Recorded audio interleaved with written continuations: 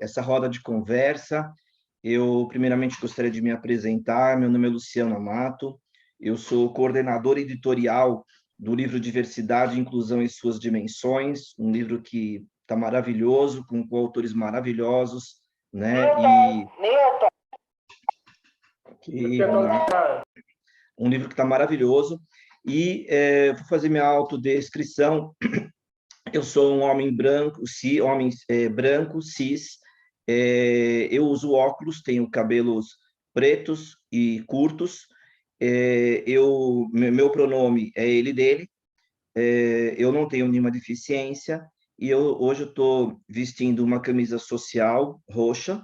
E ao meu fundo tem uma estante com os livros, inclusive os livros Diversidade e Inclusão, vários deles, Diversidade e Inclusão em Suas Dimensões, né, na estante. Eu queria novamente aqui dar as boas-vindas a todos, todas e todos, que a gente possa aproveitar muito esse evento. Eu tenho aqui alguns agradecimentos a fazer. Eu gostaria de agradecer ao Hub RH+. O Hub RH+, é uma associação de recursos humanos que nos apoia na divulgação dos nossos eventos. A Talento Incluir, que propicia, que apoiou com a intérprete de Libras, né? E aproveitando, agradecer também a todos os coautores que hoje vão estar aqui trazendo seu conhecimento em relação à diversidade geracional e os seus desafios. Eu não podia deixar também de agradecer aqui, eu vou pedir para que ela também possa se apresentar, nossa querida Juliana, que é a nossa intérprete de Libras da MB Pérez. Juliana, por favor. Olá, meu nome é Juliana e na comunidade surda o meu nome é feito com dedo indicador na altura da bochecha, porque eu tenho o rosto redondinho, sou sorridente, então sempre tenho bastante bochecha. Sou uma mulher branca, cisgênera, tenho o cabelo ondulado na altura do ombro, assimétrica, uso uma blusa preta, colar preto, num fundo branco e um óculos azul. Os meus pronomes são ela e dela, e hoje eu vou acessibilizar essa palestra traduzindo o que vocês falam para a língua de sinais. É isso.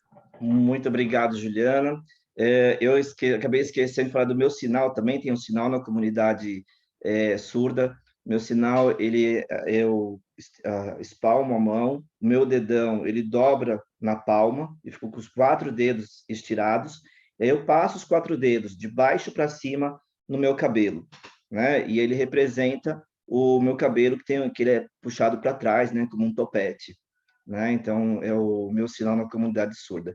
Para quem não sabe, a comunidade, os sinais, para você ter o sinal, quem dá o sinal para você é quando você tem contato com a comunidade surda, né? E a comunidade é que só eles é que podem realmente, eles vão olhar uma característica sua e vão te dar um sinal correlato àquela característica, né?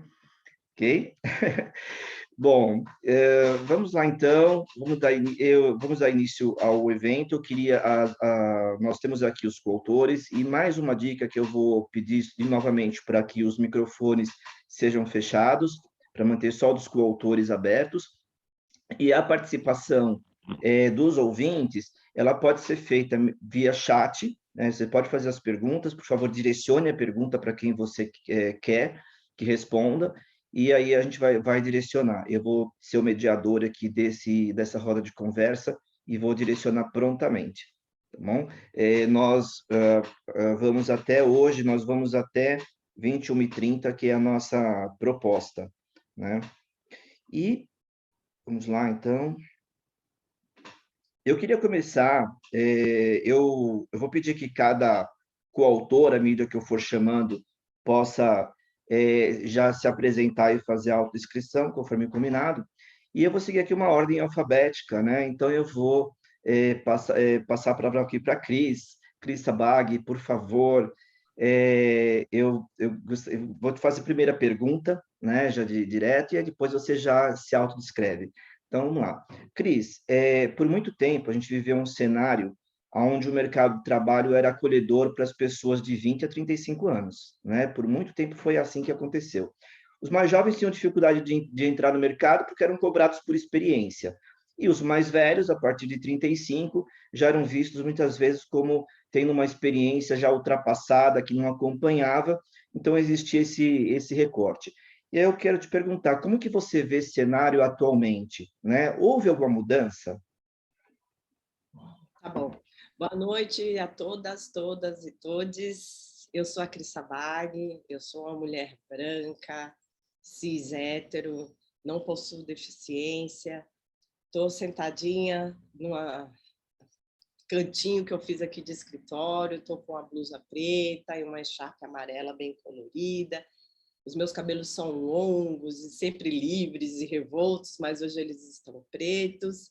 Eu uso óculos que é para enxergar vocês bem. E obrigado, então, Luciano, por estar me recebendo aqui para essa roda de conversa. Foi uma felicidade participar da coautoria do livro, tá? A sua pergunta é bem interessante, Luciano, porque, olha só, a gente sempre no Brasil viveu essa, vamos dizer assim, esse drama entre o jovem, né, a pessoa jovem, o indivíduo adulto jovem que está entrando no mercado, né, e o adulto que está sendo considerado o idoso que vai se aposentar, né? Nos meus estudos eu não vejo que isso tenha mudado, eu vejo que isso tem se ampliado, porque as transformações, né, sociais, tecnológicas, de processo, elas vêm acontecendo de forma assim arrasadoras, né? Elas vêm atropelando empresas, indivíduos e até governo e escola. E então, por causa disso, eu sinto que o ambiente ele ficou um pouquinho mais agressivo, né? Porque hoje se exige do jovem, né? Do indivíduo jovem ou do jovem que está ingressando no mercado de trabalho, que ele já tem uma capacitação, que muitas vezes ele não tem nem idade nem tempo para ter essa capacitação, né? Ao mesmo tempo em que as pessoas que estão vivendo mais, ainda as empresas, a partir dos 40, 45 anos, não estão sendo preparadas, capacitadas, elas não estão sofrendo esse reboot para essa nova tecnologia e esse novo processo. Então, eu, enquanto pesquisadora, eu sinto que existe assim um caminho que não é muito suave que está acontecendo. Era para estar mudando, né? Porque a gente está falando, olha, está nascendo menos, está se vivendo mais, mas isso não está acontecendo. O que está acontecendo é que eu vejo ainda uma briga entre essas principais duas curvas aqui de idade, os mais jovens e os mais sêniores, né? O adulto que está empregado hoje e vive no meio da pirâmide do mundo corporativo, esse já deve estar pensando o que ele vai viver quando ele fizer os seus 45, 50, 60 a mais. E esse, sim, estando vivendo no mercado, ele consegue se preparar com mais tempo, com mais cuidado, vamos dizer assim, né? Agora, a verdade é, num ambiente físico, onde o mundo digital é que está mandando, tem muitas coisas novas que tanto os jovens quanto os mais velhos e os adultos jovens precisam aprender e precisam desenvolver, né? E aí é que está o grande problema para as empresas, né?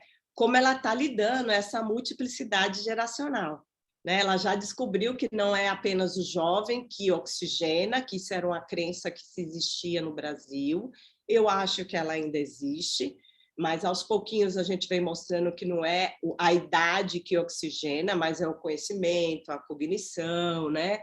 As relações que estão sendo criadas, as inovações, o jeito de processar as coisas e trabalhar também vem ajudado muito as pessoas entenderem, se capacitarem melhor, sair do silo, né? Ter uma profissão mais em ter, né? Conhecer profundamente, sim, algumas coisas, mas conseguir trafegar bem em todas as áreas organizacionais. Mas vejo a empresa ainda patinando para entender como é que ela faz para educar todas essas 4, 5 gerações que estão acontecendo dentro dela, né? Então, eu diria que a gente tem um cenário que está mudando muito fortemente, mas não em função de uma facilidade para um grupo ou para outro, né? O cenário vem se modificando por causa de transformações. e que, se a gente não tomar cuidado, a gente vai continuar falando sobre os conflitos que existem entre elas, e não como eu gosto de trabalhar. Eu gosto de trabalhar na abundância das gerações que a gente tem, todas elas juntas, né? Que é para construir melhor. Perfeito, Cris. E como isso é importante, né? Porque como a gente até estava conversando um pouco antes, né, Cris, aqui antes do pessoal entrar, porque não é só uma questão da idade, né? Mas é uma questão que da expectativa de vida aumentar. Mas as pessoas estão muito ativas, né? Eu já falava das nossas mães, né? Aqui do quanto que elas ainda estão tão ativas, né? E isso é uma tendência, né? Não se restringe a um pequeno grupo que conseguiu ter essa disposição. Isso cada vez mais as pessoas estão chegando a ter uma longevidade mais com uma atividade, né? Então, quando ela se mantém ativa, movimento, o ser humano é movimento, né? Então, isso ativa. E assim, eu não vejo, assim, eu converso bastante com o meu público sênior, né? Que a gente faz um hub entre eles e a pequena e média empresa, e assim, as pessoas que me procuram, elas estão preocupadas nessa capacitação, né? E tem uma roupagem, sim, que ela precisa começar a trabalhar melhor, né? Mas tem muita coisa que ela já sabe. Então, é mais aquele viés, aquele auto-olhar, né? Auto-julgador, que às vezes impede ela de evoluir. Ela escutou a vida inteira que burro velho não come capinô, que gente velha não aprende coisa nova, né? E a diferença entre ensinar uma coisa para uma pessoa jovem e uma coisa para uma pessoa de mais idade é o jeito. Você não vai ensinar do mesmo jeito, né? Então, o adulto, ele precisa estar linkado com aquilo que ele vai aprender, né? Então, por exemplo, a minha mãe, como eu comentei com vocês aqui, ela trabalha de segunda a sexta-feira, só de medicina tem 50 anos de formada, e há 10 anos atrás resolveu fazer o segundo doc dela, né? Então, ela se vira muito bem aí na tecnologia, e ela faz e acontece, né? Ela não é uma pessoa que quer ficar parada. E, gente, assim, ficar mais velho e não querer aprender coisas novas, e se você conseguir, puder, tá ok também. A gente só precisa aprender a respeitar todas as diversas idades, né? Porque aqui a gente não está falando só da idade cronológica. Eu tenho amigos jovens que têm um comportamento muito mais assim, parecido com o comportamento do velho de antigamente, vamos falar assim, do que do velho atual, né? Perfeito. Hoje todo mundo quer ter voz e quer ter responsabilidade sobre seus atos, quer andar sozinho, quer ser indivíduo, quer ser ativo, quer ser escutado. Obrigado, Cris. Obrigado mesmo. Eu queria agora ouvir um pouquinho o Jordan. Jordan, a pergunta que eu faço para você é o seguinte: o seu capítulo, ele aborda o título dele, né? Lutando para envelhecer e ser aceito como se é. O que motivou você para escrever esse tema? Bom, vamos lá. Boa noite para todo mundo. Eu sou Jordan Lessa, falo aqui do Rio de Janeiro. Sou um homem branco transgênero, tenho barba, bigode, sou careca. Estou usando uma camisa meio cinza, um azul assim bem clarinho, não dá para identificar muito bem essa cor. Uso óculos, tenho 54 anos. Aqui atrás de mim tem uma parede branca, um pedacinho de um espelho, que é o cantinho que eu reservo também para fazer essas tomadas assim online. E é interessante essa... importante, né? Eu estou participando como coautor. Não estou, apesar de ser um homem trans, né? As pessoas assim, mas você deveria estar no capítulo falando LGBTQIA+.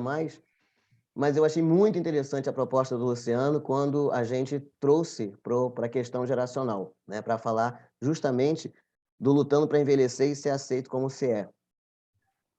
A gente vive num país, falando de Brasil, que ainda é um recordista de assassinatos de pessoas trans.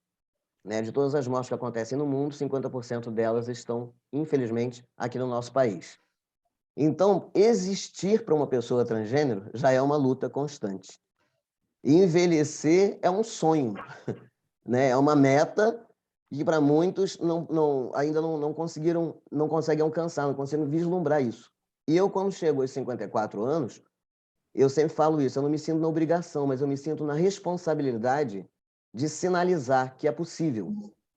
Né? Eu tenho, como profissão, eu sou um servidor público da Prefeitura do Rio, da área de segurança pública, tenho 23 anos lá, sou escritor, sou palestrante, faço mais algumas outras coisas, sou graduando em serviço social, sou pai, sou avô, né? E eu costumo dizer que eu tenho 3 filhos humanos e 6 filhos pets. Sou casado com a dona Cidra, e isso para uma pessoa trans, para um homem trans, é o sonho, é aquela utopia, é achar que é o impossível. E eu consegui estar nesses lugares de privilégios, muito bem, entre aspas, para dizer para as pessoas que é possível. E aí, quando eu começo a escrever o capítulo falando do envelhecer e da luta que é, eu entendo que, assim, o que eu escrevo perpassa, atravessa tudo que todo mundo escreveu. Né? Porque se a gente falar da inovação, da oxigenação das empresas, como a Cris acabou de dizer, essas pessoas LGBTQIA+, as pessoas trans especificamente, e ainda passando um filtro maior, falando especificamente de homens trans e transmasculinos, isso ainda é muito pouco debatido. Diria que as pessoas conhecem muito pouco da nossa realidade. E aí eu fiquei muito empolgado em escrever para falar isso. Ó, gente, eu estou aqui, eu estou envelhecendo, eu sou um homem trans, e eu cheguei e eu quero que muitos dos meus cheguem também e que é possível. E compondo com todo mundo. É isso que me motivou a escrever. Que importante, né, Jordan? Fantástico.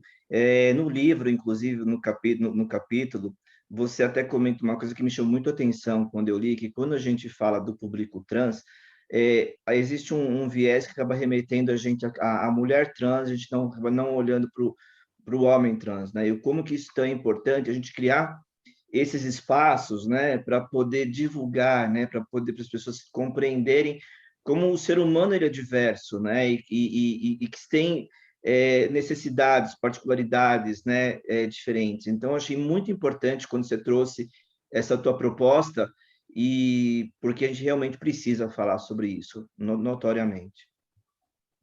Né? O Luciano deve estar, quando eu falo lá, né? Hoje a gente vê muito assim, vagas de emprego disponibilizadas. Eu não sei em que momento isso começou a acontecer, mas particularmente confesso que é uma coisa que a mim me incomoda muito. Quando você coloca assim, pessoas transexuais e as travestis. Pessoas transexuais é uma coisa muito geralzona e que não especifica. Então, antes, há um tempo atrás, a gente tinha assim, mulheres transexuais, homens trans e as travestis. Quando você fala, o senso comum, quando a gente fala de pessoas transexuais, que também não é um termo muito legal, o legal é o transgênero, né? Quando você fala de pessoas transgênero, é um guarda-chuva. Tem muita gente ali embaixo desse guarda-chuva. Então, se a gente conseguir especificar, a gente vai chegar lá, vaga para homens trans e transmasculinos, que já é uma outra derivação também. Então, eu acho que esse é o primeiro passo. No capítulo eu falo sobre isso. Né? Esse é o primeiro passo para que a empresa entenda quais são essas pessoas que ela está chamando. Quando ela coloca lá vaga para pessoas transexuais e travestis, dá a entender que são vagas para o público feminino. E por mais que a gente saiba que existem homens trans que estão bem colocados no mercado de trabalho, existem, mas também existem mulheres trans e travestis que estão também bem colocadas. Mas é um aqui, outro ali, não é uma maioria, não é uma massa. E para a gente abarcar essa parte maior da população, eu acho que é muito necessário a gente fazer esse recorte. Perfeito, Jordan, perfeito. Muito obrigado, viu? Eu queria passar agora para Kelly. Kelly, você e o Salomão, né, dividiram um capítulo, né, sobre jovens e vulnerabilidade, a relação do ganha-ganha na inclusão desse público. No início do capítulo, né, vocês relatam um caso muito emocionante e real, que é a história do Carlos, um jovem periférico que teve sua vida impactada pela pandemia. E aí eu fico imaginando, não vou dar spoiler aqui não, tá? Mas assim, eu fico imaginando quantos Carlos, né, nós temos pelo Brasil e que diariamente sofrem pela desigualdade social com ou sem a pandemia, né? A pandemia só foi um agravante, né? Que numa corrida sai no ponto de partida bem distante de jovens com melhores condições sociais. E aí eu te pergunto, como então formar talentos para ingressar no mercado de trabalho e, ao mesmo tempo, reduzir as desigualdades socioeconômicas no país? Legal, Luciano.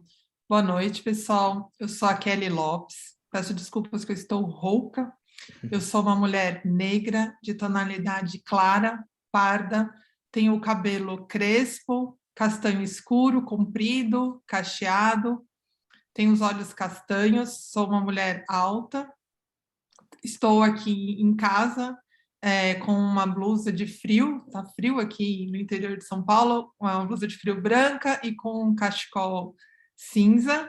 Meu sinal da comunidade surda é um K, descendo assim pela região do cabelo, né, que é cabelo comprido, meu cabelo é bem comprido, não dá para ver direito aqui na imagem.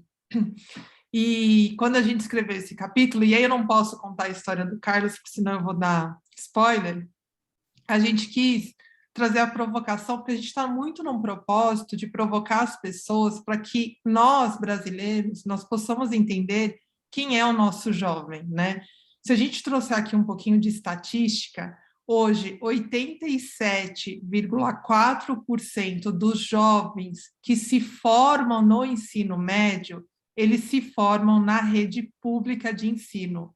Então, você tem aí 12, um pouquinho mais de 12% que se forma na rede particular. Apenas, né, considerando todos os jovens que se formam no ensino médio, pública mais particular, apenas 18% dos jovens de entre 18 e 24 anos de idade estão matriculados no ensino superior. Então, você tem aí uma minoria dos jovens que estão caminhando para a graduação, né, que estão caminhando para a famosa faculdade, para aquele viés inconsciente que a gente fala, para você ter futuro, para você dar certo, você tem que fazer faculdade. Então, a gente tem a minoria dos nossos jovens nesse caminho. A gente tem hoje 17,4% de pessoas a partir de 25 anos de idade que possuem uma graduação, então que conseguiram se formar e possuem uma graduação, o que também é a minoria. 56% da nossa população no final de 2021, está alocada nas classes D e E, né? A gente teve um aumento do empobrecimento da nossa sociedade em decorrente aí da pandemia e da crise econômica que a gente vive em nosso país. E aí, para fechar, 74% das vagas de graduação estão na rede particular de ensino, né? Então, o que a gente percebe aqui? A minoria dos jovens que se formam no ensino médio, eles acessam a faculdade e existem N motivos para isso, mas um dos motivos é a falta de ensino gratuito na graduação e a falta de condições para que esses jovens possam se permanecer na graduação, né? Então, quando a gente fala como é que a gente vai formar talentos, como é que a gente vai incluir essas pessoas em vulnerabilidade, a gente precisa entender claramente quem é o jovem. E quando eu digo a gente precisa entender, somos nós aqui e todo mundo, os profissionais de RH, que são pessoas, né, os executivos, né, a alta liderança da empresa.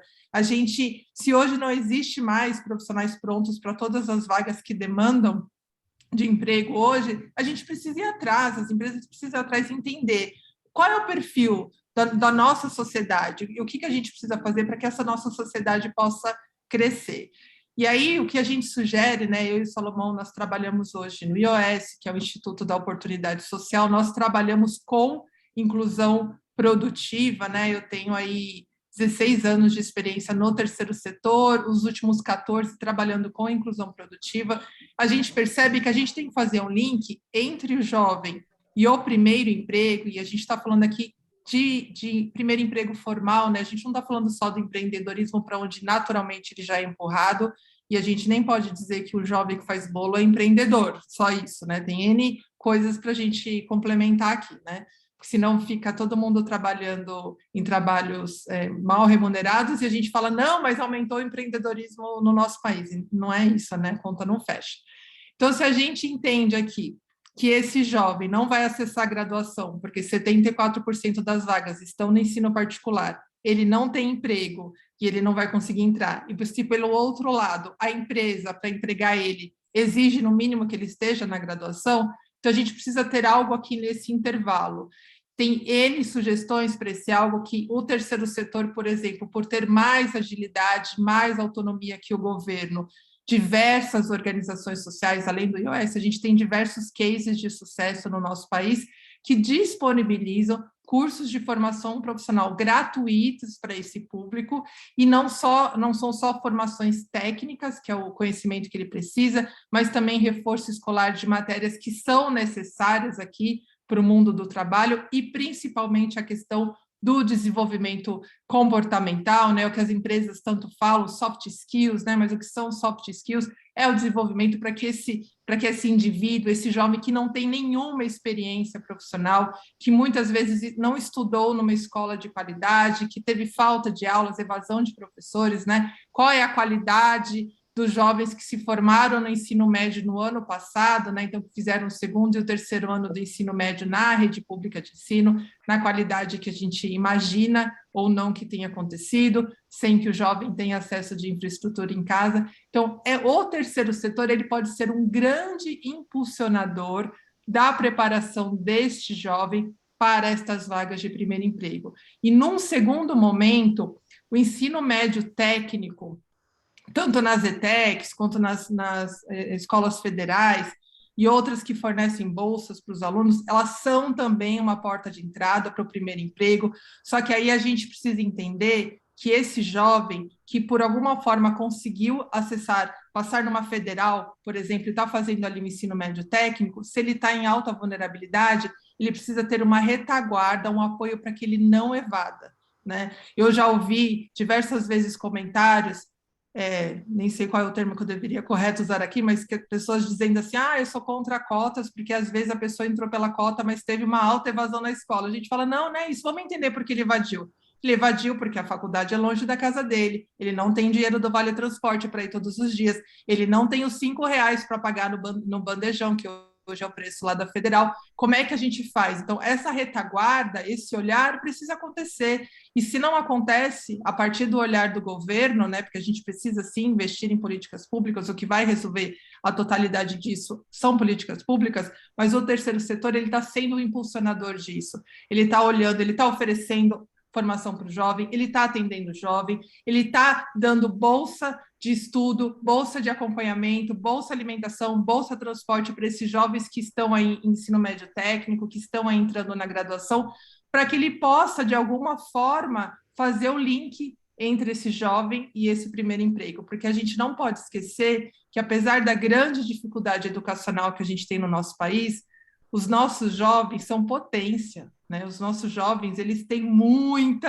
vencem muita dificuldade, eles têm muito jogo de cintura, eles querem sim crescer, eles querem poder melhorar a vida da família. Os nossos jovens são potência, está faltando oportunidade, está faltando um olhar para a realidade deles e para fazer esse link. Então, isso a gente acredita que aí é um passo importante, enquanto a gente não cresce, né, Lu, em políticas públicas e tem aí uma maior assertividade para atendê-los.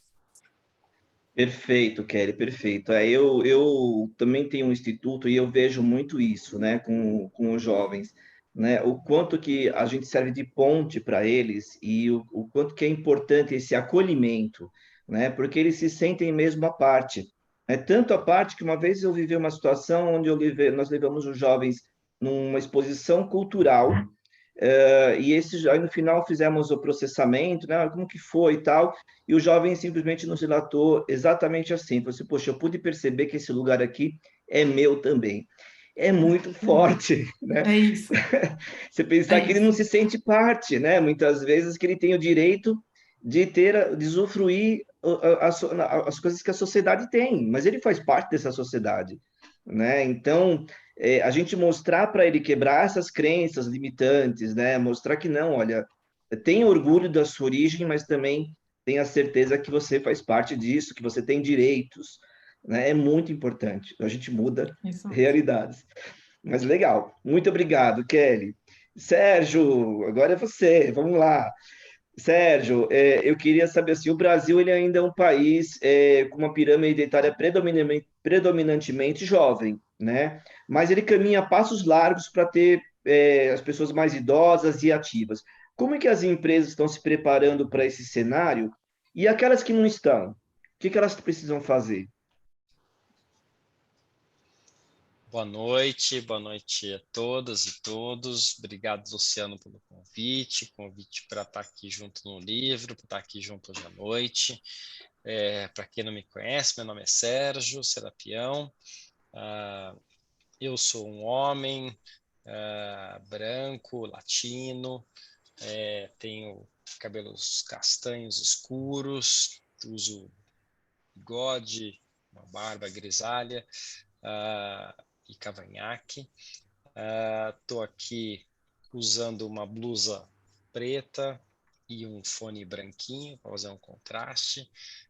E estou aqui numa toquinha de madeira aqui, que é a minha casa. Moro no meio da floresta de selva aqui de São Paulo.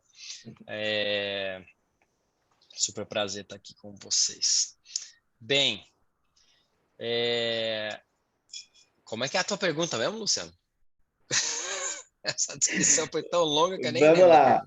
O Brasil ainda é um país com uma pirâmide etária predominantemente jovem, né? Mas ele caminha a passos largos para ter mais pessoas idosas e ativas. Como que as empresas estão se preparando para esse cenário? E aquelas que não estão, o que elas precisam fazer para correr atrás desse contexto? Acho que a primeira coisa é a gente refletir sobre a pergunta, né?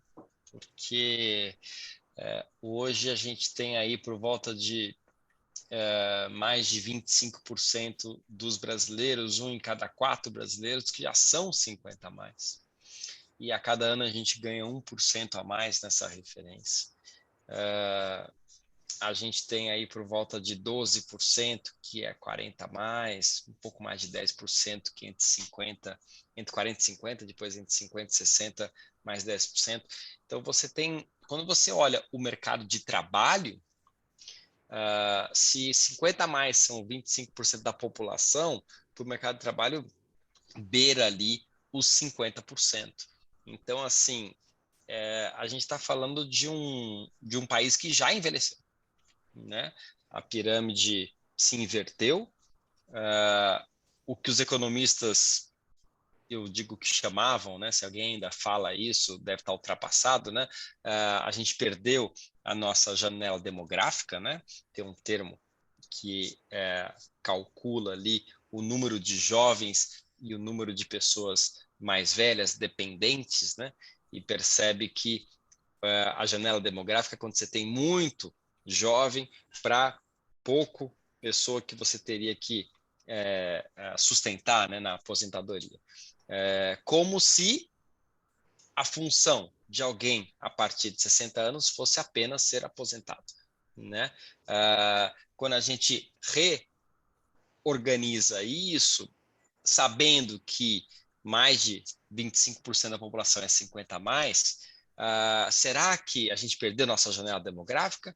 Ou será que a gente não está começando a entrar numa jornada da maior oportunidade de forças de trabalho já bem constituída que a gente nunca teve antes, né? Para ajudar, inclusive, a aceleração do jovem entrar no mercado de trabalho, como estava falando aqui. Então, não é uma briga entre gerações, mas é uma contribuição que uma geração pode dar para a outra ao a gente incluir os dois lados aqui, né? Então, a gente envelheceu enquanto população e isso é uma boa notícia. Se a gente mudar o nosso mindset de que a pessoa mais velha não é um ônus, e sim pode ser um bônus, né? Se a gente começar a perceber que realmente tem algumas capacidades que a gente só constrói com a vida, né? Para ficar simples a explicação, basta ver as experiências que a gente constrói pela vida, né? Ou se a gente for um pouco mais para a ciência, as nossas inteligências múltiplas, a nossa capacidade de se relacionar, a nossa capacidade intuitiva, espiritual, elas tendem a crescer com a vida, né? Então, o ápice não é aos 30 anos, né? Ou aos 40 anos, e sim, tem aí alguns estudos que dizem que é por volta dos 60 anos que a gente está no nosso ápice, enfim, de desenvolvimento cognitivo. Então, e a gente está jogando fora as pessoas do mercado de trabalho, historicamente, estavam doentes, estavam talvez mortas, né? Há poucas décadas atrás, e de repente a gente tem aí um universo de pessoas que estão ali, ativas, experientes, querendo trabalhar e querendo fazer parcerias com jovens, e não brigar com jovens. Então, se alguma empresa ainda não acordou para isso, né, tem uma miopia. No fundo, essa empresa deve estar vivendo uma guerra por talentos, né? Que é uma coisa muito comum hoje no mercado. Eu acho que há um grande despertar das empresas, eu percebo, um querer entender o assunto, e eu acho que o livro tem um baita de uma contribuição, porque não tem uma visão só, você vê só nesse assunto de diversidade geracional, estamos aqui em vários autores, e acho que o livro ele é incrível, porque quando a gente fala de diversidade, não adianta você falar de uma diversidade, você tem que falar de uma forma interseccional e entender as outras os outros olhares, as outras dimensões, né? Como a gente coloca no próprio título, né? E eu acho que quando a gente mergulha nessas dimensões, começa a perceber o que um grupo tem e que o outro não tem, o que falta num grupo e que o outro pode complementar. E eu acho que aí é que é a força de trabalho do futuro, né? A gente ainda vive um RH que parte do pressuposto que tem uma vaga pré-concebida para um grupo homogêneo que vai com uma definição de faculdade ou de experiência pré-definida conseguir suprir aquilo ali. Esse determinismo está com seus dias contados, porque como aqui foi falado mais cedo, o mercado está mudando muito rápido e está comendo a cultura corporativa e está comendo as estruturas corporativas que ficaram muito engessadas por muitos anos. Com esse dinamismo que está havendo, não dá para o RH querer achar que ele tem a resposta, o gabarito de quem vai ocupar aquela cadeira, né? Na verdade, a diversidade é a grande solução, é a grande potência que pode estar ali na mesa de discussão. Agora, tem que se preparar para isso. Tem uma grande mudança cultural para isso, para conseguir abarcar, né, o que é uma pessoa trans 50+, o que é uma pessoa de periferia 50+, o que é uma pessoa de classe alta 50+. São muitas diversidades geracionais que a gente está falando ao mesmo tempo. Então, eu acho que tem um desafio para as empresas conseguirem incluir, sim, a diversidade geracional. Agora tem uma grande oportunidade no minuto que você passa essa primeira barreira, né, de não entendimento e passa a ter consciência e passa a abrir os espaços de uma forma um pouco mais adequada para as complementariedades realmente conseguirem dar resultado e trabalharem juntos, você tem ali uma explosão de talentos, de criatividade, de trabalho em equipe, enfim. E a gente tem vários exemplos que a gente tem visto isso, né? Então, sim, tem um desafio muito grande, mas tem uma barreira para ser ultrapassada. É como aprender uma nova língua, né? Alemão, não sei, mas depois que você aprende, é uma maravilha, você mergulha naquilo ali, né? Diversidade é a mesma coisa, é uma língua nova, é um terreno novo, é uma cultura nova que você tem que mergulhar, e você tem que estar aberto. Não adianta falar assim, eu vou aprender alemão adorando português. Mas o alemão é diferente porque não fala do mesmo jeito que a gente fala. Claro que não fala, né? E não tem nada de errado não falar. Então, assim, como que se conjuga o verbo e como que o masculino e o feminino é diferente numa língua e na outra, é tudo legal. Assim, se a gente não está aberto, a gente não vai aprender nova língua. Se a gente não estiver aberto, a gente não vai incluir ninguém, né? Então, acho que essa é a grande desafio e oportunidade que a gente tem. E ao a gente se debruçar e enfrentar e se abrir de peito aberto, se colocar de peito aberto, a gente pode ter aí resultados maravilhosos em termos para a empresa e para a sociedade. Perfeito, Sérgio, perfeito. Olha só, o Newton fala aqui, né, que ele não leu ainda o livro. A oportunidade, Newton, de no nosso lançamento presencial adquirir o livro e saborear. E aí ele fala assim, que falar de diversidade e inclusão é entender que precisamos nos libertar de certos preconceitos, né? Estar abertos a certos assuntos ou novos modelos é fundamental. E ele falou que aprende muito sobre diversidade com o Jordan. Jordan, olha o recado agora, hein? Só que ele falou que é só quando vocês têm tempo para conversar. Precisa arrumar um tempo aí para bater, conversar mais sobre diversidade, tá? Muito obrigado, Newton, pela colaboração aí. Mas é super pertinente.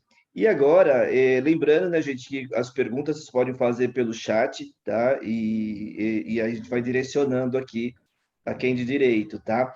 E eu queria voltar, então, para a Cris, né? Falar de novo sobre a questão da multigeracionalidade nas empresas. Ela traz muitos desafios, né, Cris? A multigeracionalidade. E aí eu queria que você falasse um pouquinho quais são esses desafios, né? E o que as empresas podem agir para minimizar, né, esses desafios. Lu, é assim, ó, como o Sérgio colocou, diversidade é aquela coisa que você precisa aceitar, né, que é diferente do seu dia a dia, diferente da sua bolha, né? Ninguém vai conseguir entender a diversidade, a inclusão ou o pertencimento em todas, né, as suas nuances, né? Para a empresa, eu acho que a primeira coisa que ela precisa fazer é começar a entender a sua própria cultura e a visão que ela tem. Via de regra, né? Pelo menos foi o que apareceu no meu estudo de mestrado, ela tem ainda uma visão enviesada entre essa coisa das gerações, que, de novo, eu volto a falar, eu, como estudiosa do assunto, eu vou sempre trazer a abundância para a mesa, e não a divergência, né? Que também é importante, por exemplo, para a inovação. Mas aqui, no caso, o que eu estou dizendo é que aproveitar-se desse conhecimento tácito, de vida, né, que os mais velhos têm e que os mais jovens estão trazendo, porque estão vivendo outro cenário, é extremamente importante. Eu acho que esse deveria ser o primeiro objetivo da empresa. Se entender como ela está, quem é o quadro dela, quem são os colaboradores dela. Eu acho que essa é a primeira. Uma segunda coisa que ela precisa se perguntar é se hoje o que ela vende de produto, de serviço, quem compra, né? Como é o consumidor dela? Ela está preparada para esse futuro, que já é um futuro mais longevo do que jovem? Perguntas, né? A liderança, né, dentro da empresa, ela precisa também estar preparada, porque se ela trabalha 4 a 5 gerações dentro do mesmo ambiente, ela precisa entender esses grupos, que esses grupos falam e aprendem de forma diferente. Juntos eles são uma potência, mas eles precisam ter retaguarda, tanto um quanto o outro, né?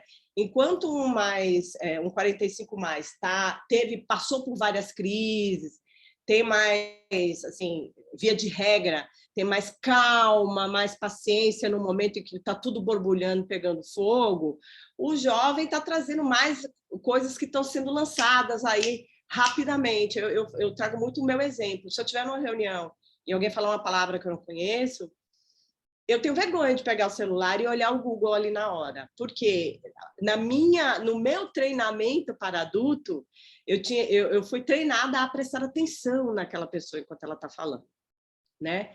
Os meus filhos não. Os meus filhos, quando a gente vai estar conversando, mesmo seja uma conversa séria, às vezes entre mãe e filhos, às vezes na família, eles na hora pegam o celular, olha lá, não, mas isso aqui, eles não é que eles perderam o respeito pela conversa, mas para eles, pegar o celular e olhar para entender melhor o que é aquilo, para se posicionar melhor, não é um desrespeito. Então, está errado? Não está. Os dois estão certos, né?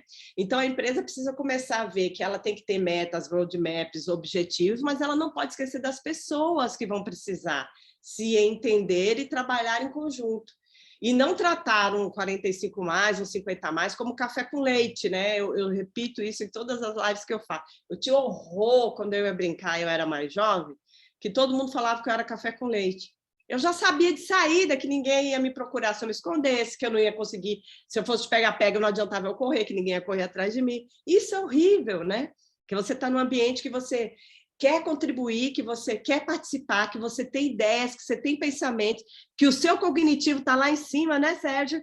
porque realmente aí já os estudos já mostram que com 60 o nosso cognitivo está no máximo e ele vai assim até os 90 se você estiver trabalhando a sua mente, né? E aí você não pode falar porque você é café com leite, você é um estranho no squad, né? Não dá para ser assim. Então, a empresa precisa lutar pelo respeito e trabalhar essas dimensões, né? De não diminuir nenhum nem outro. Pelo contrário, unir essas forças, porque essas forças têm o que trocar, né? E aí, claro, o RH tem que ser estratégico em dividir essas tarefas, em empoderar esses colaboradores, né? Em trazer essa fala de lugar seguro, né? Então, para eu poder perguntar o que é um squad e uma outra pessoa vir e falar assim, um squad é um time de projeto que trabalha aqui com os post-itzinhos, assim, com as entregas mais rápido, sem envergonhar a pessoa que não sabia o que era um squad, né? E muito menos falar de um mainframe e um jovem perguntar, mainframe, de onde veio isso, né? E ele escutar a explicação também sem ser minimizado. Então, eu acho que o desafio das empresas é trabalhar esse conjunto de pessoas diferentes e que não deveriam ser afastadas, né? Pelo contrário, elas deveriam conviver cada dia mais. Perfeito, perfeito. O quanto que isso é importante, né? Eu vejo que existem muitas dúvidas ainda, né, em relação a isso, né? Muita confusão nas organizações, né? E eu acho que tem uma outra questão, né? Muitas vezes algumas empresas olham para isso como um problema, mas pelo contrário, né? Isso Exato. é um benefício, né? Depende de como você vai tratar isso, né? Com certeza, a gente não pode negligenciar esses conhecimentos, gente. A história, são histórias. O menor caminho entre duas pessoas é uma boa história. Exato. Certo? Então, eu vi ali o Ademar escrevendo COBOL, né? Que é assim, eu gosto muito de trazer as coisas mais antigas. Por exemplo, para quem é de tecnologia, eu fui de tecnologia, eu acho que o Sérgio também foi, pelo visto o Ademar também. Houve um momento em que se falava muito, o jovem não vai precisar pensar mais nisso, não deve se formar nisso, não deve conhecer isso, e isso foi abandonado, né? Então, eu tenho alguns clientes, né, no mundo financeiro e no mundo de seguros que hoje me pedem, pelo amor de Deus, eu preciso de uma pessoa que entenda aqui de mainframe, que converse um pouco de COBOL, porque ele tem coisas para guardar aí, dada a própria legislação brasileira, né? E que o jovem não se interessa mais. Eu fico me perguntando, quando não tiver mais ninguém para chamar, como é que vai ser, né? Tem tempo ainda para guardar. Então, assim, a gente precisa incentivar a aprendizagem mútua. E, assim, é nesse momento que um complementa o outro, explicando como funciona uma coisa e como funciona a outra, né? É isso. Perfeito. Não podemos negligenciar essa fusão entre as gerações e muito menos deixar passar ou colocar numa mesma caixa as diferentes expectativas que cada geração tem entre a sua vida de trabalho, a sua vida pessoal, as suas perspectivas individuais. Elas são diferentes e, ok, está tudo bem. A gente já passou da era ISO 9000, gente, a gente pode fazer diferente. Vamos mudar agora. É isso daí, obrigado, Cris. Jordan, vamos lá. Jordan, eu queria te perguntar o seguinte, qual que é a diferença, né, entre homens trans e transmasculinos? E por que fazer o recorte, falar especificamente sobre homens transmasculinos? E outra pergunta eu vou incluir aqui, qual que é a importância do nome social? Nossa, que bacana, né? Você sabe que quando eu comecei a ouvir, a gente que está mais tempo aqui nesse planeta, porque a Cris, o Serapião e a Kelly falam muito, né? As empresas estão mudando, as coisas estão acontecendo de uma forma avassaladora. Se a gente deixar, atropela. E dentro da população, dentro da comunidade, da população, do grupo, da maneira que entenderem melhor, LGBTQIAP+, as coisas também acontecem de uma forma muito rápida. O que era ontem, hoje já não é mais, amanhã já está mudando e a gente está aprendendo também todos os dias. E o transmasculino, ele vem nessa pegada. O que acontece? Quando a gente fala homem trans, eu tinha um grande amigo que nos deixou em 2018, que é o João W. Nery, que eu também cito lá no meu capítulo, que ele se considerava um transhomem, porque homem, para ele, era um adjetivo, ele era uma pessoa trans. Né? Então, o transmasculino tem muito a ver com isso.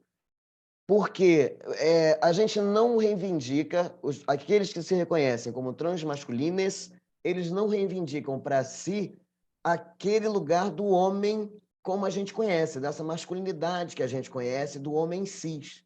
É uma outra situação, né? Eu vejo isso, eu até passo a me ver também um pouco dessa forma, porque é uma maneira da gente dizer para toda uma sociedade que eu me reconhecer como homem trans não me coloca no lugar de um homem cis. E aí eu me vejo um trans masculino. A situação é essa. Eu não preciso reproduzir ou produzir os machismos, eu não preciso ter comportamentos para afirmar o meu lugar enquanto homem. Essa é a diferença quando ele se não, você é homem trans, é transmasculino, não, eu sou um transmasculino.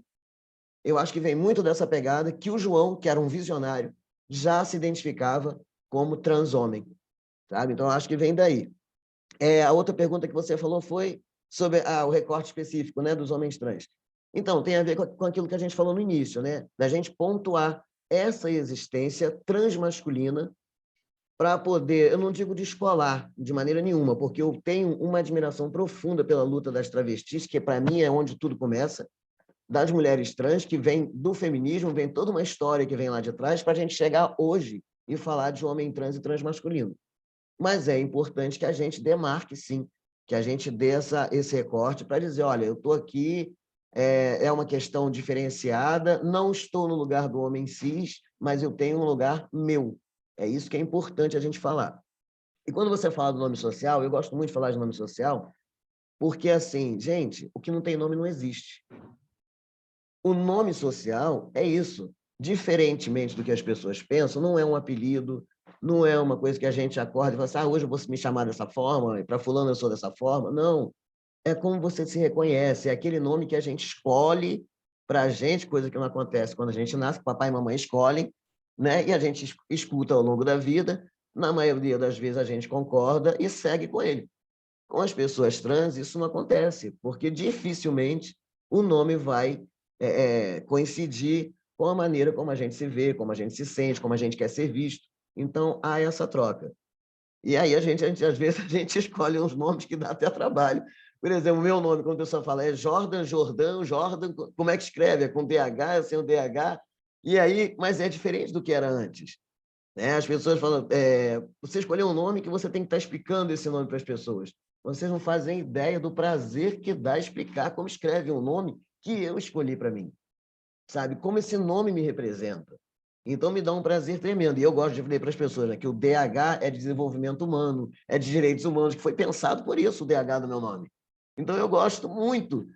E é isso, o nome social. Ele não é apelido, ele é como a pessoa se reconhece e quer ser chamada e tem esse direito, inclusive garantido em alguns decretos, legislação pertinente.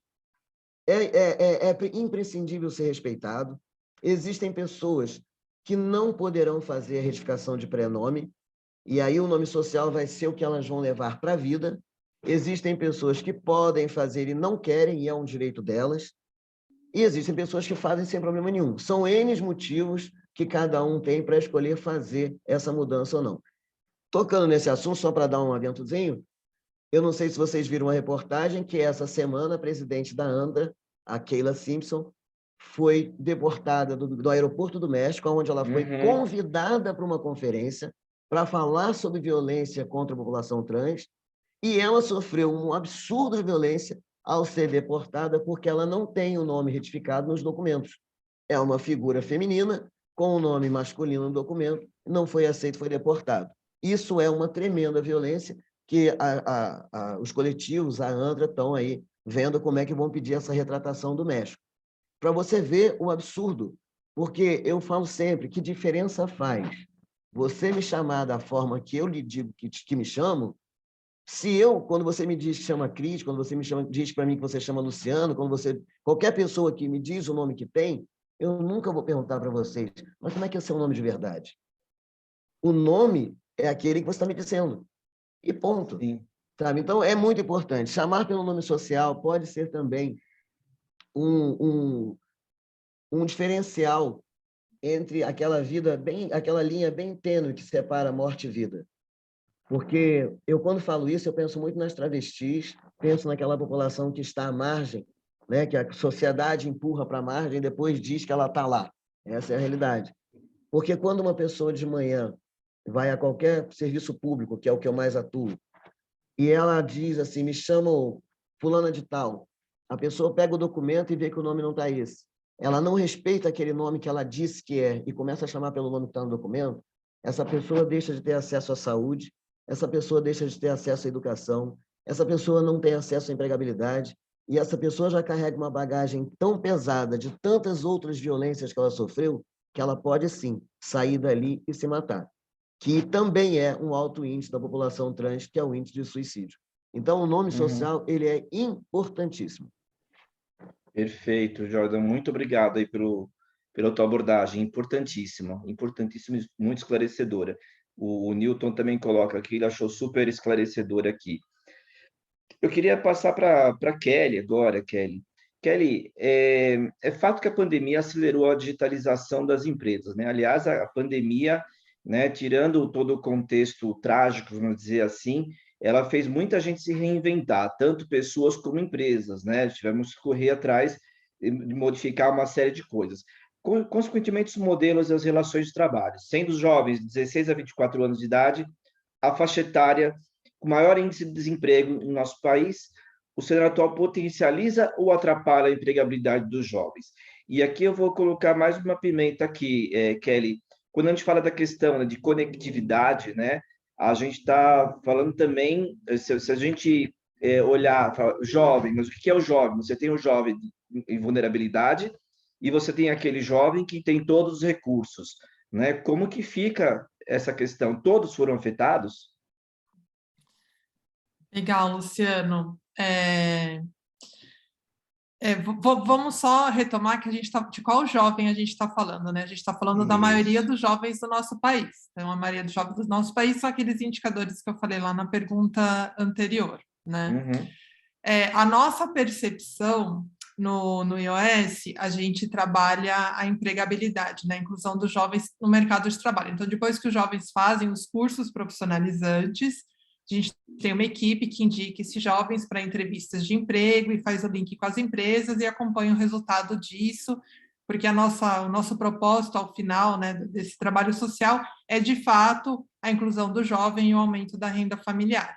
E fora a nossa vivência, vamos dizer assim, no iOS, a gente tem um trabalho em rede com outras organizações sociais de troca mesmo, porque o terceiro setor, ele colabora entre si, né, ele não compete entre si, então a gente aprende muito também acompanhando aí outras organizações. E qual é a nossa percepção média no coletivo? Que neste primeiro momento, né, o famoso sonho do home office, eu tenho diversos amigos da minha época de tecnologia que estão amando agora o teletrabalho definido, ad eterno, né? Que considerando aí a pandemia e considerando já esse primeiro semestre de 2022,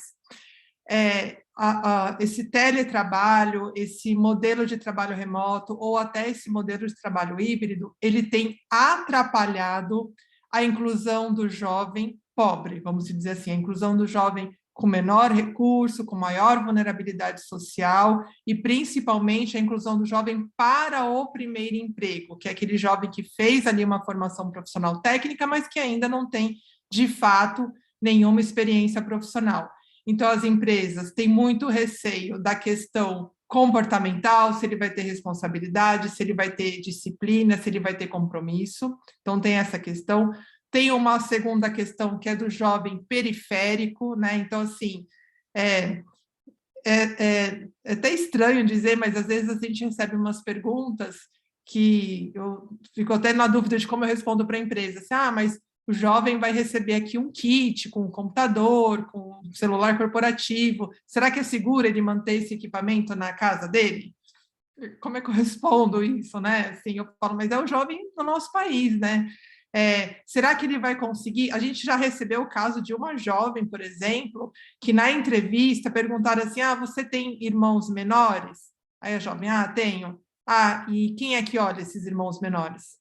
Então, provavelmente, se ela respondeu ali que ela ajuda a olhar, isso já vai ser uma dificuldade para ela ingressar naquela vaga, porque aquela vaga ia ser remota, e a empresa, né, o RH já se colocou numa preocupação, mas espera aí, você vai estar na sua casa, você tem irmão menor, você vai olhar ele também, como é que você vai trabalhar? Então, a mulher já é tão discriminada na questão dos filhos, né, desde a mulher adolescente até a mulher adulta, agora a gente está vivendo o problema das meninas que têm irmãos menores, né, e que têm aí esse contraturno, às vezes, dessa responsabilidade. Então, a gente tem até um discurso no terceiro setor que a gente está priorizando a indicação dos jovens neste momento, né, porque a gente é tudo muito novo, a gente está aprendendo o cenário, mas a gente está priorizando a indicação dos jovens ainda para vagas presenciais, porque além de resolver um pouco dessa questão do receio da empresa, é imprescindível para o jovem a questão do desenvolvimento, dos soft skills, do trabalho em grupo, dele se sentir pertencer, o direito dele sim trabalhar de repente no escritório na Avenida Paulista, dele trabalhar no escritório na Faria Lima, né? Porque a gente também tem essa questão, Luciano, que você comentou lá no começo, às vezes o jovem nunca foi naquele lugar, não se sente parte daquilo, né? E ele pode sim estar lá. Então a gente tem, sempre que possível, priorizado as indicações ainda dos trabalhos presenciais, aqueles que retomaram, e no segundo momento híbrido, e a gente tem evitado um pouco mais o teletrabalho 100% para a inclusão do primeiro emprego, né? Porque a gente tem essa preocupação, não é só incluir, a gente quer que o jovem se mantenha, que ele se desenvolva, e as empresas ainda estão muito se adaptando, os RH estão muito se adaptando, tem mais cobrança do que acompanhamento, do que treinamento, do que avaliação ali, do que a Cris falou, né, do acolhimento, né, as empresas precisam fazer esse acolhimento também, né, quando a gente fala da saúde mental é para todos os funcionários, inclusive para os jovens que estão aí conquistando também o primeiro emprego. Então, tem esses desafios, então a nossa percepção para este momento histórico nosso é que está atrapalhando um pouco, e aí, para somar e concluir a sua pergunta, os nossos jovens, a grande maioria deles não tem um computador em casa, eles não ficaram estudando no computador, eles estudaram para o celular. A gente já tinha percebido, um pouco antes da pandemia, em 2019, que aumentou o número de jovens, por exemplo, que não sabem usar um computador. Você tem um jovem que está no segundo ou terceiro ano do ensino médio e que ele não sabe usar um computador, né? Se de um lado as pessoas dizem, mas o jovem já nasceu tecnológico, já acessa o celular, que é touch, já se vira. Mas no passado, quando ele não tinha acesso ao celular, ele ia, no mínimo, na Lan House para jogar. E quando ele ia na Lan House, ele acessava um computador, ele entendia como funcionava o teclado, como ligava a CPU, o que era o monitor, quando os cabos não funcionavam, como é que ele conectava os cabos, ele entendia isso. Conforme o celular acabou entrando em todas as famílias, mesmo que nas famílias mais periféricas, de forma compartilhada, o jovem passou a usar o celular para jogar. E diminuiu o acesso na Lan House, tanto que hoje a gente tem muito menos Lan House do que tinha no passado. As escolas públicas não têm todas laboratórios de informática, as que têm 1, 2 laboratórios para a escola inteira, incluindo ensino fundamental e médio.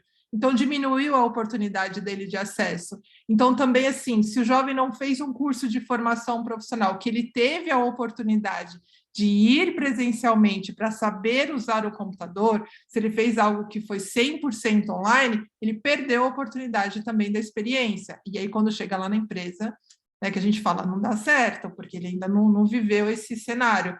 Então, isso acaba dificultando para eles também, né, essa falta de experiência, falta de uma boa conexão. Quando a gente fala no jovem periférico, no iOS a gente tem parceria com uma outra organização social que está no meio do Jardim Ângela, né? A gente dá aula lá dentro da comunidade. A Vivo, por exemplo, até o ano passado não passava fibra ótica lá na região, porque já tinha tentado passar algumas vezes e roubavam os cabos. Então, foi um parto, a gente conseguiu uma outra empresa que te levasse uma conectividade melhor para que a gente pudesse dar as aulas. Então, tem essas questões que, neste nosso momento histórico, ainda estão prejudicando o jovem. Então, a nossa motivação aí é para que as empresas cada vez mais tenham esse olhar e que a gente possa aí ainda encontrar, visando o primeiro emprego, atividades que têm uma tendência um pouco mais presencial. Obrigado, Kelly. Esse realmente é um problema, essa questão digital. É outro parâmetro, né? Porque se a gente olha pelo nosso parâmetro, a gente não chega. A gente tem que olhar com os olhos do outro, né, para entender todo o contexto que existente. Mas obrigado. Sérgio, a gente tem assim muitos conceitos pré-concebidos, né? Que às vezes que a pessoa mais velha ela não é hábil em tecnologia, tal. Mas assim, eu sei que vocês têm aí na empresa de vocês cases aí maravilhosos, né? Conta para gente aí um ou mais desses cases. Eu acho que muito do que a gente está falando aqui essa noite é parte de uma cultura jovem-cêntrica, né? Que faz mal para todo mundo, né?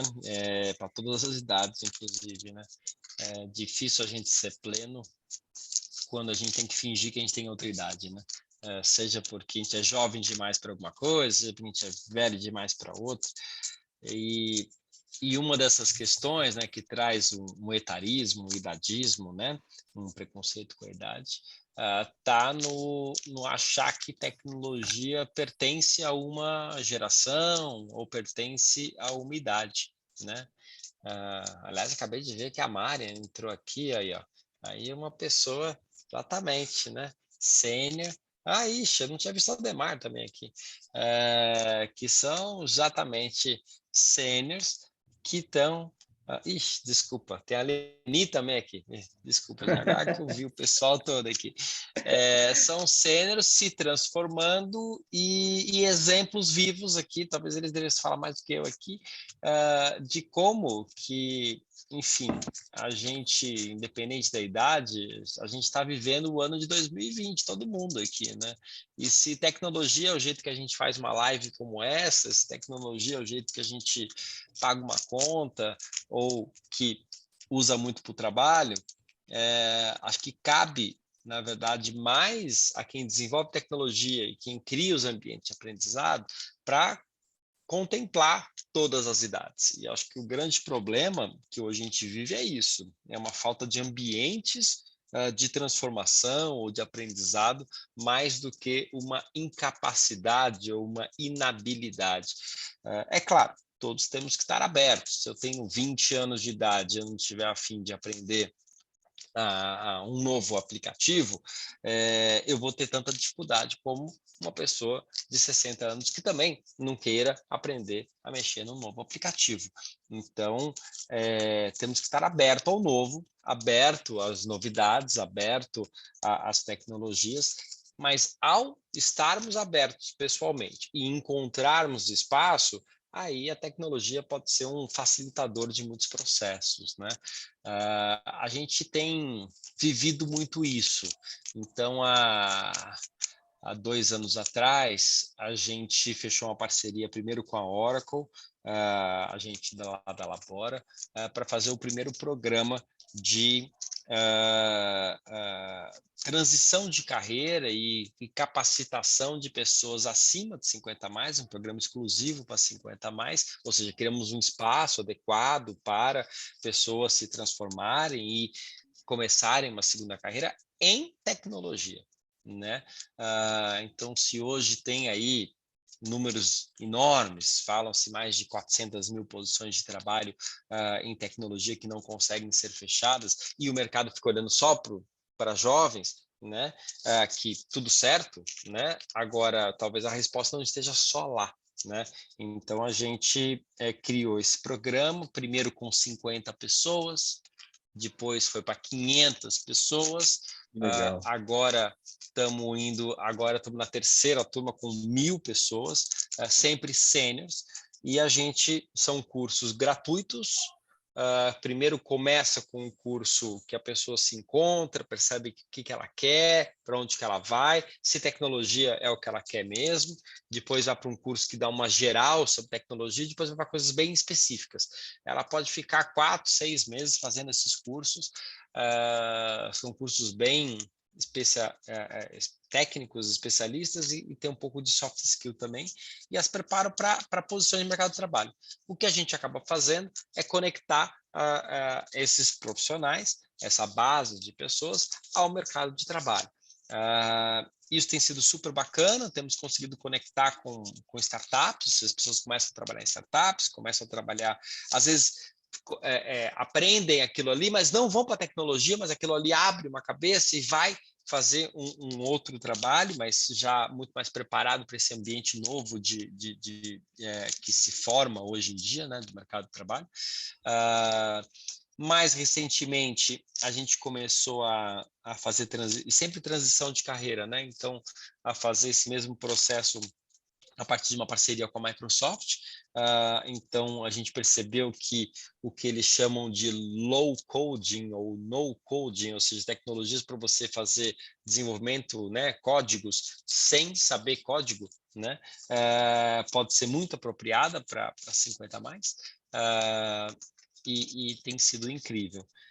E fazendo isso, de um lado, a pessoa, como estava brincando aqui antes, né, aprende uma nova língua, né, o que é desenvolvimento, ativa muito das suas capacidades, seja porque ela já trabalhou em banco, então quando ela vai fazer um desenvolvimento técnico para banco, ela conhece daquilo ali, seja porque ela já trabalhou com muitas pessoas, ela eventualmente já gerenciou pessoas, então ela está num lugar de muita desenvolvimento coletivo, aquilo ali, aquela experiência anterior pode ajudá-la muito ali, seja porque é um produto que é feito para pessoas mais velhas e a equipe é toda de jovens, então ela faz uma diferença, ou seja, tem várias possibilidades dela estar fazendo muita diferença em equipes intergeracionais voltadas para desenvolvimento tecnológico. Isso a gente tem visto resultado em consultorias de implementação, em empresas que estão se transformando e contratando muito. Agora, não é fácil, né? Os ambientes ainda de aprendizagem para tecnologia são feitos para jovens, então por isso que a gente criou várias camadas para realmente contemplar pessoas mais velhas. E muitos dos RHs ainda têm muita miopia de conseguir conceber que uma pessoa 50 a mais pode estar aprendendo a aprender uma nova tecnologia e contribuindo com algo determinante ali para a empresa. Esse é um desafio de todo dia, e acho que um dos capítulos que eu acabei escrevendo ali no livro tenta abordar um pouco isso, né? Como que se a gente não se abrir para isso, para essa possibilidade dos 50 a mais realmente estar como foi falado aqui mais cedo, não ser um café com leite, mas ter uma contribuição efetiva, a gente vai estar simplesmente desperdiçando muita mão de obra, né? Muito potencialidade aqui. Então, acho que esse é o potencial que a gente tem. E acho que uma live como essa ajuda muito nisso. Obrigado, Sérgio. Eu vou dar agora um desafio para os 4 coautores aqui, tá? Eu vou fazer uma terceira rodada aqui, mas eu pedi para vocês serem concisos, coisa de 2, 3 minutos no máximo para poder responder, tá bom? Então, vamos lá, Cris. Que dica que você pode dar para os líderes dentro desse contexto de multigeracionalidade? Eu acho que a primeira é ter uma atenção extra, né? Para que eles consigam fazer a equipe executar o trabalho e participar ativamente em prol desse amadurecimento da inteligência cultural que a diversidade vai trazer para ele, né? E incentivar e lutar para que a instituição, o mundo corporativo onde ele vive, tenha interesse, né, em estudar e ampliar esses conhecimentos multiculturais, multietários, multigeracionais, né? Eles trabalharem competitividade, porque no final de contas, no final de tudo, é a PIB na mesa, é negócio sendo feito, é ser humano vivendo melhor. Perfeito. Obrigado, Cris. Jordan, quais são as principais barreiras que homens transmasculinos enfrentam no mercado de trabalho e quais ações efetivas que as empresas devem ter para minimizar essas barreiras? Bom, vamos lá. Primeiro, como eu falei anteriormente, né, nos colocar no lugar do homem cis. Quando não nos colocam no lugar do homem cis, nos colocam no lugar da lésbica masculinizada. Então, entender o homem trans, o transmasculino, é o primeiro passo, que essa é a primeira barreira para a gente atravessar e alcançar esse espaço de trabalho, né? Essa empregabilidade. Depois, eu vejo que a sensibilização, a humanização, tirar essas pessoas do lugar de ser só uma expressão que inventaram Porque quando eu falo para uma empresa, eu busco esse caminho de sensibilizar. Pra você ter uma ideia, vou falar muito rapidamente. Eu já falei em lugares onde eu não disse, onde não estava escrito na chamada, que eu sou um homem trans. E aí uma pessoa me perguntou assim, mas você não quer que saibam que você é um homem trans? Eu falei, não, na hora certa eu vou dizer. E aí eu falei tudo o que eu tinha que falar, e no final eu me identifiquei como sendo um homem trans. E aí a cara das pessoas de espanto era o que eu queria ver, para mostrar para elas que eu estava ali o tempo todo, estava todo mundo me ouvindo, eu podia estar sentado do lado delas, que eu não sou verde, que eu não tenho antena, que eu não vou morder ninguém, e que nós somos iguais, com todas as suas especificidades, né? Eu falo sempre que figurinha repetida não completa o álbum da humanidade. São as nossas diferenças que fazem que tudo seja tão bonito, tão perfeito. Então, eu acho que a empresa precisa ter esse trabalho de sensibilizar, de humanizar, ele tem que ser abrangente, tem que ser, não é só chamar para a vaga, é fazer um acolhimento, é pensar de como esse colaborador vai permanecer e fazer também uma preparação dos colaboradores, de quem está ao entorno, que é para desfazer essa ideia de que é uma pessoa tão diferente assim que eu tenho que aprender a lidar com ela. Não, vamos tratar como gente que a gente chega lá. É isso. Perfeito, obrigado, Jordan. Kelly, na contramão dos empregos, as empresas reclamam da falta de mão de obra em diversos segmentos, principalmente em TI.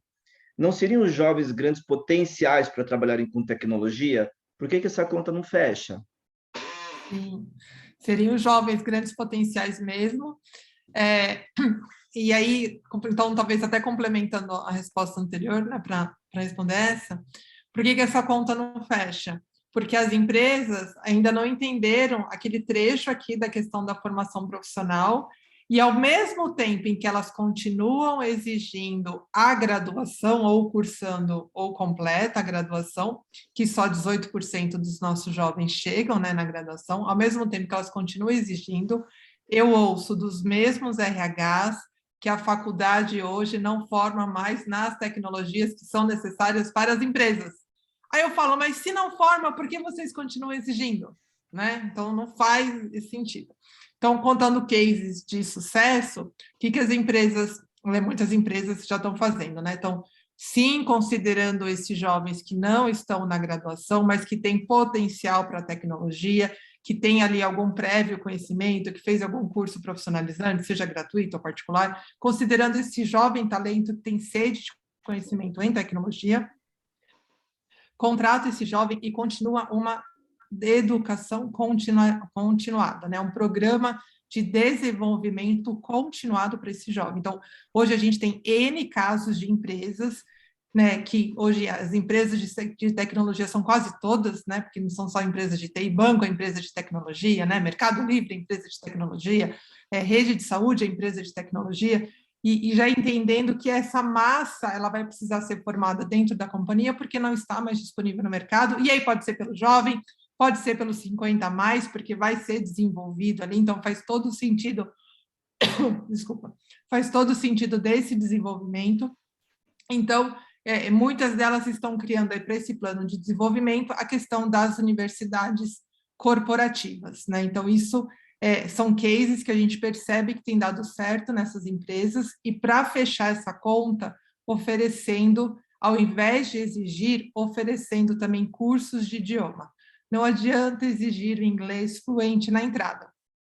A nossa população não tem. 6% dos nossos brasileiros, independente da idade, falam inglês avançado ou fluente. Então, não adianta exigir na entrada, mas se é importante para a empresa que tenha ali um plano para que esse indivíduo, né, esse jovem, essa pessoa, ela possa estudar e continuar se desenvolvendo. Então, isso é que a gente fala assim, o jovem, né, a empregabilidade não pode ser um favor.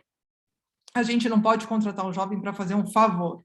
A gente tem que perceber qual é o valor dele para a empresa, qual é o valor dessa ação para a sociedade, e não adianta a gente dar uma maquiada lá, que agora a gente chama do ESG, né? Cada hora é um nome, agora é o ESG, não adianta dar uma maquiada. A gente precisa, de fato, transformar essa ação em valor.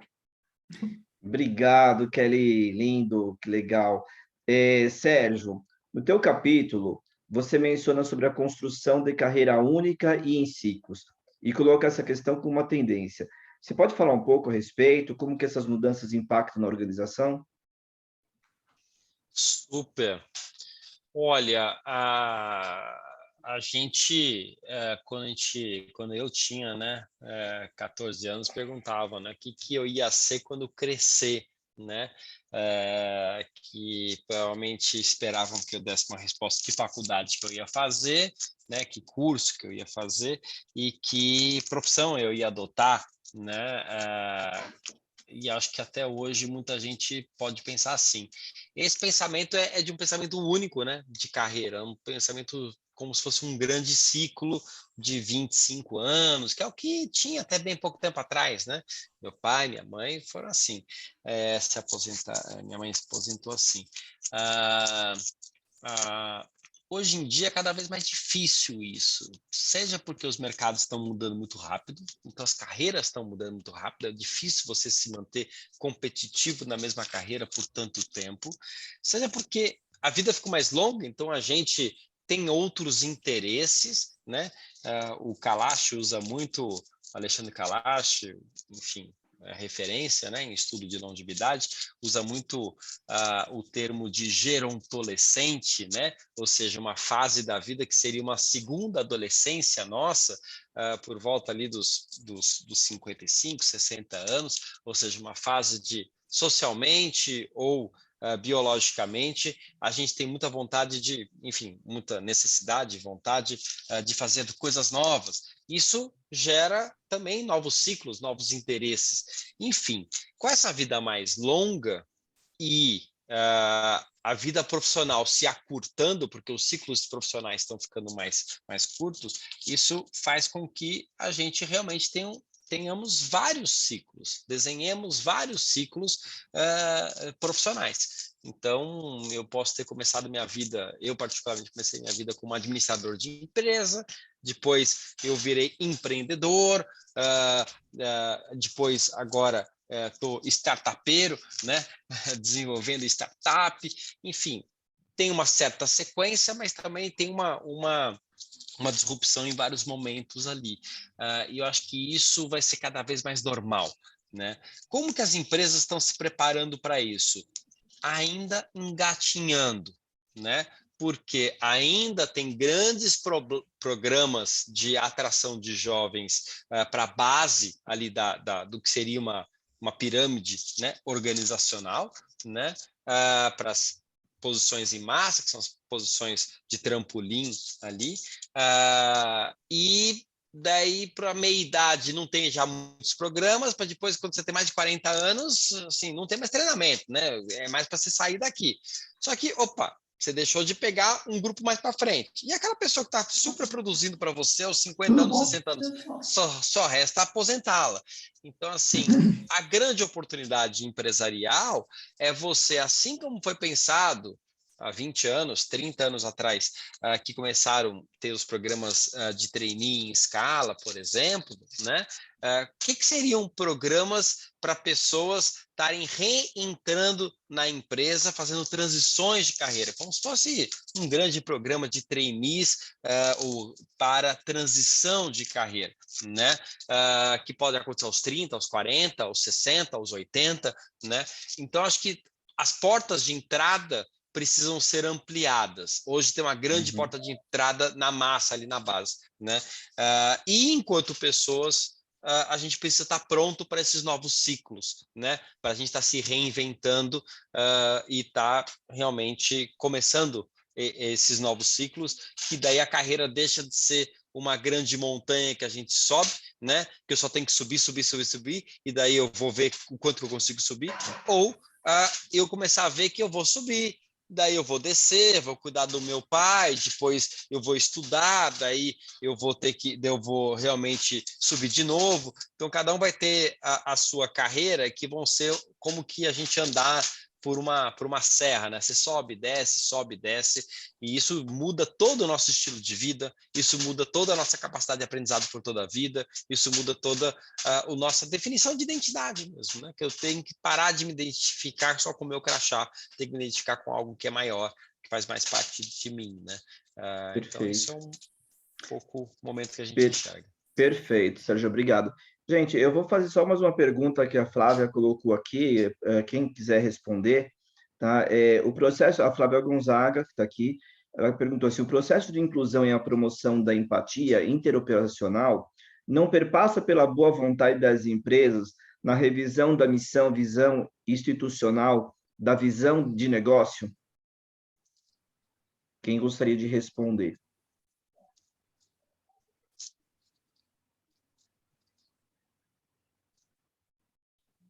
Putz, eu vou me arriscar aqui, tá? Vai lá, Cris. Então, gente, eu acho que ela perpassa, pensando exclusivo, assim, eu, enquanto pensando em empresa e pensando na competitividade, no mundo globalizado que a gente tem, eu acho que essa é uma questão, assim, que deveria estar na estratégia, né, de todas as empresas. Mas na estratégia mesmo, não é, aí vou usar aqui o que a Kelly falou, não é aquele favor, não é aquele SG fake, não é aquele greenwash, sabe? Pink money, não é isso. Nós estamos falando de uma estratégia onde se leva em consideração as cognições, a criatividade para a inovação, inovação que trarão produtos e serviços e colocará dinheiro na mesa, PIB no mercado aumentando. Então, deveria, sim, ser trabalhado como uma questão altamente estratégica, né? Porque as transformações sociais estão aí, a globalização não é novidade para ninguém, né? As empresas que vêm conversando muito com a Talento Sênior, elas têm perdido o seu jovem para o mercado fora, né? Porque é um outro problema que a gente tem, né? Que é assim, quem está bem preparado não ouviu muitos anos que legal é morar fora, trabalhar fora, que vai ser bem remunerado fora. E de fato é o que está acontecendo, né? Há 2 semanas atrás, uma startup que está acelerada, está contratando muita gente, falou, pô, perdi 2 desenvolvedores para uma empresa no Canadá que está pagando R$40 mil para o cara trabalhar home office. Então, gente, assim, se o IBGE tiver certo e a gente mudar de 43% para 175% nesse salto de 50 a mais, se os nossos jovens hoje, que estão mais capacitados, estão saindo, e se as empresas não começam a olhar com um olhar estratégico a questão da diversidade e não como favor, ela está enfrentando um grande problema. Ela vai enfrentar um imenso problema. Ela pode não estar com ele agora, porque na sua pirâmide pode não estar ainda, vamos dizer assim, refletindo o que é o mercado nacional. Mas ela vai ter esse problema, porque o fato está dado, não é invenção. Perfeito, perfeito. Cris, obrigado. Jordan, Kelly, Sérgio. A gente vai, infelizmente, esse horário é tão ruim, né? Quando a gente tem que terminar, né? Porque se a gente deixar, a gente vira a noite, né? Tão gostoso que tá.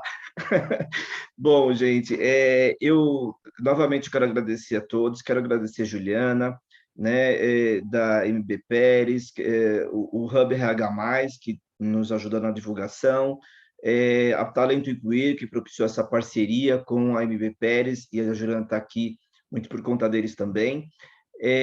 Eu coloquei aqui para vocês no chat, então, lembrando, dia 12 de maio, às 19 horas, na Livraria da Vila, Shopping Higienópolis. Nós estaremos lá para receber vocês, autografar os livros, né, que vocês levaram, isso é muito legal, né? Tirar foto com os coautores. Se vocês gostaram aqui de 5 coautores, me incluindo aqui, nessa roda de conversa, imagina 44. Gente, tá fantástico, tá? Então, tá imperdível, precisa estar lá, não tem jeito, tá? Quem quiser adquirir, lá no dia do lançamento presencial, o livro vai ser vendido e lá, na realidade, o autógrafo só pode ser com o livro comprado da livraria. Tem essa questão da livraria que coloca essa regra, mas quem não puder ir no presencial, pode comprar aí o pré-venda e depois a gente vê uma forma de tomar um café aí e autografar. Isso a gente dá um jeito, é de menos. Né? O que a gente mais quer agora é tocar, né? A gente abraçar, então a gente dá um jeito isso daí, sem problemas. E eu vou fazer... Porque a livraria tem horário para fechar e a gente depois termina o lançamento ali por perto. Isso! Né? Exatamente. E eu quero também convidar vocês para o dia 17 de maio, onde a gente vai fazer uma outra roda de conversa, tá? Sobre os principais atores da diversidade nas organizações. Olha que fantástico, gente. A gente vai falar sobre grupo de afinidades, sobre o papel do profissional de diversidade na organização, liderança inclusiva, né? Então, vão ser temas assim super pertinentes, super importantes para a gente tratar, e viés inconscientes também, tá? Com Adriano Bandini, Chris Kerr, Dani Botaro, Isabela Cruz, né? Então, um pessoal aí e a Luana Jimenez, tá? Então, estou colocando aqui no chat, tá? O link, inclusive, quem quiser se inscrever, só clicar aqui, já se inscreve, não perca tempo para a gente estar junto aí no dia 17 também, tá bom? Gente, então acho que é isso. Obrigado de coração, esse beijo no coração de todo mundo e vamos embora na construção de uma sociedade mais justa e inclusiva. Valeu. Obrigada, gente. Boa noite. Valeu. Boa Beijo. noite. Obrigado a Beijo. todos.